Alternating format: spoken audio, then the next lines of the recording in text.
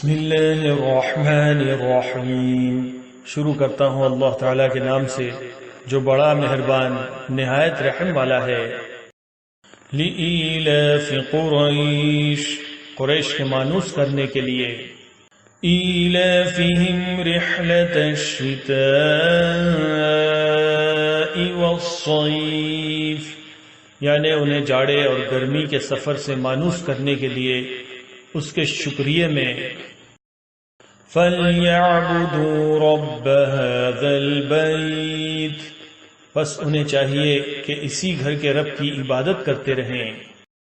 الَّذِي أَطْعَمَهُم مِّن جُوعٍ وَآمَنَهُم مِّن خَوْفٍ، جس نے انہیں بھوک میں کھانا دیا اور ڈر اور خوف میں امن و امان دیا۔